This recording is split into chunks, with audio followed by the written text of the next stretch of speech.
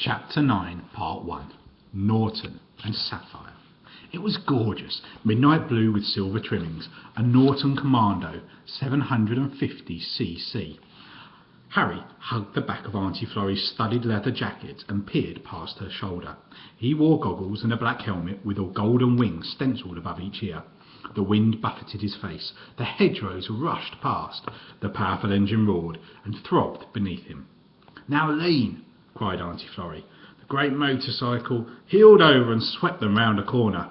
Auntie Florrie straightened up and changed gear. What a wonderful surge! They accelerated away up the road ahead. "Over there!" his auntie shouted above the noise of wind and engine. Harry looked to where she pointed. A huge white mansion, surrounded by parkland, stood on the hillside. "Felon Grange," she shouted. "Colonel Priestley's place." Harry saw the long avenue of beech trees, the magnificent pillars, the white, broad-horned cattle in the meadows. He leaned towards Auntie Florrie's ear. "It's a big place." "Yes, and all bought with rotten money." A series of S-bends rushed towards them. "Are you ready? Right, lean, and lean, and lean."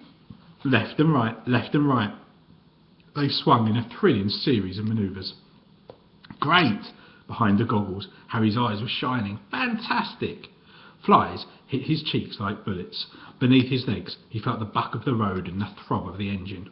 They rode for an hour through woods and hills and farmland, and at 11 o'clock arrived back at Lag Hall.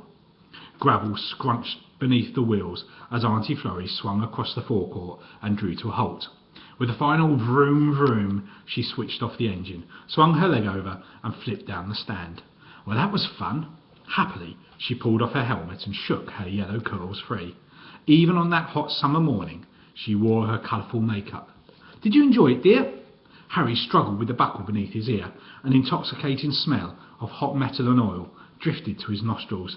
"Can we go out again this afternoon?"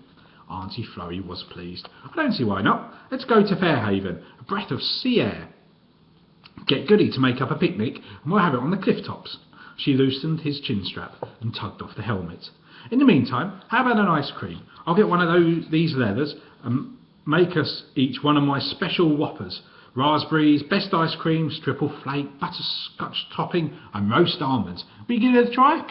"Oh, yes, please," said Harry. "We'll have it on the lawn."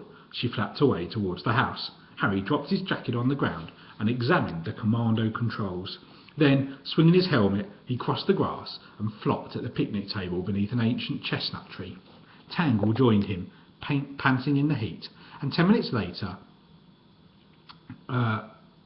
Auntie Florrie emerged from the French windows. She wore a floral swimming costume and a straw hat. In her hands were 2 long glasses heaped above the rim. "This is terrific." Harry crunched a creamy almond and probed for a raspberry with a spoon a foot long. "It's my favourite, with a dash of Cointreau. I'm afraid you didn't get any, dear. Goody's such a Puritan about these things." Her eyes wandered across to the shining motorbike. "Fancy Natty keeping the Norton greased up all these years. Looks good, doesn't she?" Happily they talked about motorbikes and racing. Steadily the ice cream sank down their glasses. "You know what we were talking about last night?" said Harry, a smear of butterscotch on his cheek. "Well, is everybody at Lags Hall a crook? I mean, there's you driving the getaway car, Fingers, Dot, Huggy," he counted them on his fingers, "Max, and Angel. And there's Mr. Tolly, dear. He completes our little band, but he's not with us at the moment, having a bit of a rest." Harry understood at once. He was startled. "You mean he's—" "That's right, dear, prison. 18 months in Wormwood Scrubs. Silly man. He's a magician, see, a stage magician. You know, card tricks, vanishing horses, women floating in midair, nicking people's braces in front of an audience. Well, if you can do that sort of thing, you can nick wallets in the street, can't you?" She sighed. "Been ever so good he had. Not lifted as much as a Mars bar for years. Then once, just once, he slipped back into his old ways, just to see if he could, he said, and they had him. Turned out as one of the royal family, see, opening a new building. Well, Mr. Tolly didn't know, did he? All he sees is this smart geezer walking towards him, and he thinks, 'Hello, I bet you've got a bob or two. Nice suit like that.' So he goes into his routine, and the next thing, a hand's on his shoulder. 'Hello, hello, hello.' Well, that was it, wasn't it? There's Mr. Tolly, surrounded by 35 million detectives, and Prince What's-its-name wallet right there in his pocket. Bit hard to talk your way out of that sort of thing. And the really sickening part, they never carry any money, do they, the royals? So there was nothing in it. She scooped up a big blob of ice cream on a chocolate flake and bit it off. Still, he's done his stretch, and he'll be out in 3 months. 3 months and 4 days. You'll meet him then. She smiled affectionately. Be nice to have him back, the silly old sausage. Everyone has such funny names, said Harry. Huggy, Fingers, Angel, Mr. Tolly. Is that his real name? Oh no, that's his stage name, dear. Ortilicus, somebody who makes things disappear. Very old name, that is, in mythology. Harry made a note to look it up. I think I understand about the rest, he said. Except Max. If he keeps changing his voice and what he looks like, does he change his name as well? Oh yes, a dozen names he's got. A new one for every scam. Scam means swindle, dear. A con job. Roscoe Burbage, he called himself on the stage, after 2 very famous old actors. Now he calls himself Maxime Boges, or sometimes Maximilian Doppelganger. Trey snob and fancy, I call it. His real name, you'll not believe it, his real name is Fred Smith. Makes me laugh.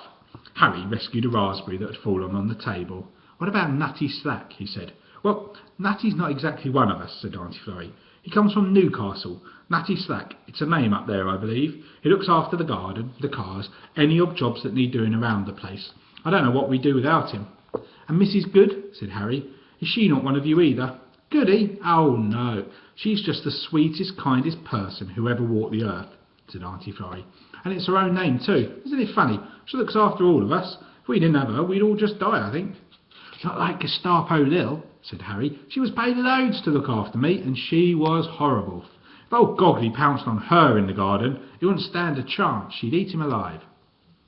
Their ice creams were finished. Auntie Florrie raked noisily in the bottom of her glass.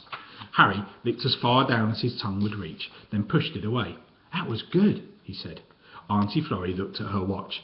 An hour till lunch. I'm going to have a deck chair and read the papers. She collected the glasses and the rose.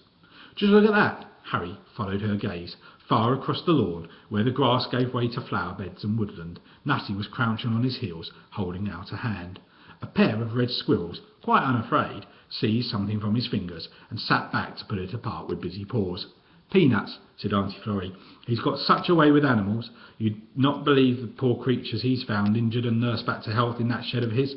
Foxes, badgers, hawks, you name it. She shook her head wonderingly. It's a gift. When she had gone and all was quiet, Harry started across the lawn. Even though he moved softly, foot at a time, the squirrels spotted him at once. One gave a little chirrup of alarm, and a moment later they bounded back to the trees. Sorry, he called out. No worries, son, they'll be back. Natty stood up. Fond of their grub, see? With a horny nail he cracked a shell and threw the peanuts into his mouth. So your auntie had you out on the bike then? Eh? How'd you get on?